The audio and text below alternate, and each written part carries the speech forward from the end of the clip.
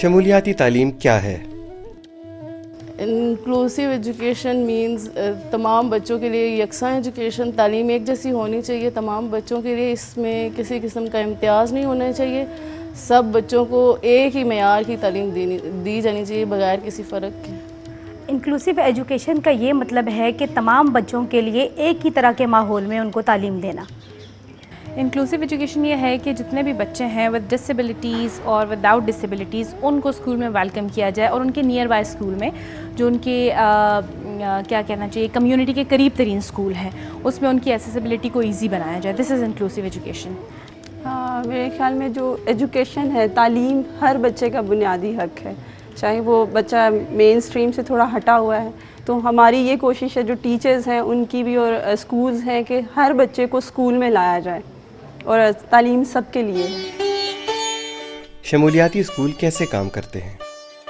شمولیاتی school تمام بچوں کو ان کی صلاحیتوں، معذوریوں، جنس، HIV اور صحت، معاشرتی، معاشی، نسلی، مذہبی اور لسانی پس منظر سے قطع نظر ہو کر خوش آمدید کہتا ہے۔ جب ہم نے ٹیچر سے شمولیاتی تعلیم کے بارے میں سوال کیا تو انہوں نے بتایا، اسلام آباد ماڈل اسکول برائے طالبات G11-2 میں ہم تمام بچوں کو ان کی تعلیمی پس منظر اور صلاحیتوں سے قطع نظر سب کو خوش آمدید کہتے ہیں۔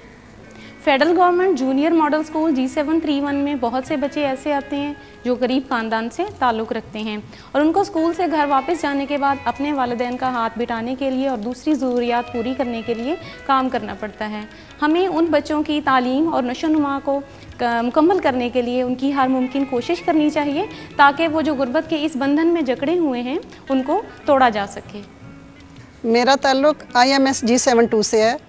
ہمارے اسکول میں جزوی بینائی کے حامل بچے جو اپنے بینا ساتھیوں کے ساتھ تعلیم حاصل کر رہے ہیں ان کی تعداد 30 ہے۔ میرا تعلق federal government model school G732 سے ہے۔ ہمارے اسکول میں مسلمان اور عیسائی بچے ساتھ ساتھ پڑھ اور کھیل رہے ہیں۔ Federal government junior model school Malpur گاؤں کا اسکول ہے، جہاں کے لوگوں کی مادری زبان پنجابی ہے۔ پنجابی زبان ہونے کی وجہ سے بچے جب اسکول میں آ کر انگریزی اور اردو میں تعلیم حاصل کرتے ہیں تو انہیں بہت مشکل پیش آتی ہے۔ شمولیاتی اسکول اور ایسے معاشرے تفاوت پر صرف رواداری کا مظاہرہ نہیں کرتے بلکہ انہیں دل سے اپناتے ہیں۔ ہم اسکول سے باہر نکل کر کمیونٹی میں ارد گرد کے علاقے میں ایسے بچوں کی تلاش کر رہے ہیں جو اسکول نہیں جا رہے۔ اب تک ہم نے 16 بچوں کو شناخت کر لیا ہے جو اسکول نہیں جا رہے۔ ان میں سے 4 بچوں کا اسکول میں اندراج ہو چکا ہے، اور باقی کے 12 بچوں کے والدین کو ہم اپنے بچے اسکول میں بھیجنے میں آمادہ کرنے میں کامیاب ہو جائیں گے۔ اگر مختلف صلاحیتیں اور پس منظر رکھنے والے بچوں کو دوست بنانے، اکٹھے مل کر کھیلنے اور سیکھنے کے مواقع میسر کیے جائیں تو وہ بہتر نشو و نما حاصل کر سکتے ہیں۔ اسلام آباد model college for girls F10-2 میں یہ سہولت موجود ہے۔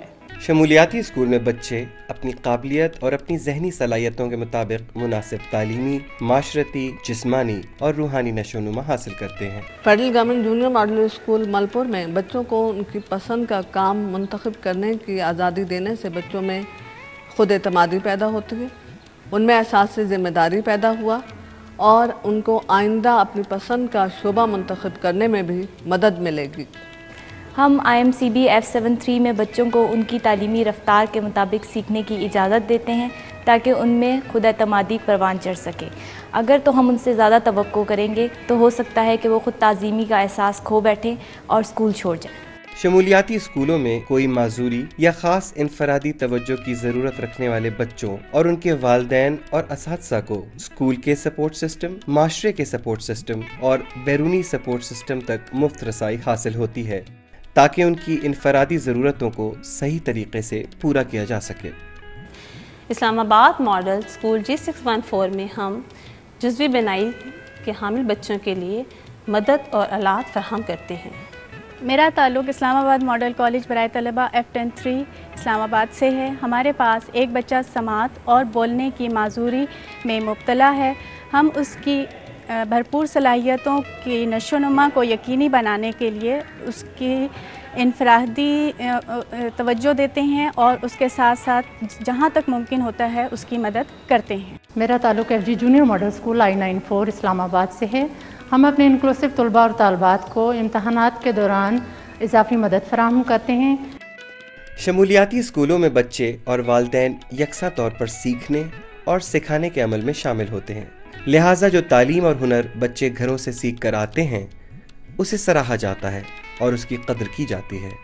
Federal government junior model school G612 میں ہم والدین کو نصابی اور ہم نصابی سرگرمیوں میں شامل کرنے کی پوری کوشش کرتے ہیں۔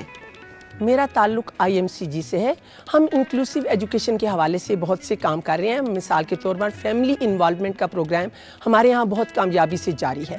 فیملی انوالومنٹ کے سلسلے میں ہر مہینے میں ہم ایک دفعہ ایک خاص اسپیشلٹی کے پیرنٹس کو بلاتے ہیں، وہ آ کے ہمارے بچوں کو مختلف سکلز سکھاتا ہے، جیسے کہ فائن آرٹس یا میتھمیٹکس وغیرہ۔ میرا تعلق FG junior model school number 2 G62 سے ہے۔ ہم نے اپنے ادارے کی طرف سے والدین کو بچوں کے متعلق تعریفی خطوط بھیجے۔ والدین نے ہماری ان کوششوں کو بہت سراہا کہ ہم نے ان کے بچوں میں مثبت خصوصیات تلاش کی اور ان کو سراہا۔ میرا تعلق IMS G103 سے ہے۔ ہمارے اسکول میں تعریفی خطوط بہت کامیاب ثابت ہوئے، بچے اور والدین اس پر فخر محسوس کرتے ہیں۔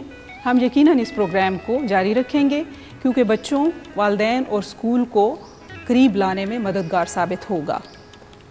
شمولیاتی اسکولوں میں سلیبس، امتحانات اور قابلیت جانچنے کا طریقہ کار لچکدار ہوتا ہے اور بچے کو مد نظر رکھ کر بنایا جاتا ہے تاکہ بچے کی حوصلہ افزائی ہو کہ وہ اور پڑھے اور اس میں خود اعتمادی اور اپنی ذات کی قدر پیدا ہو۔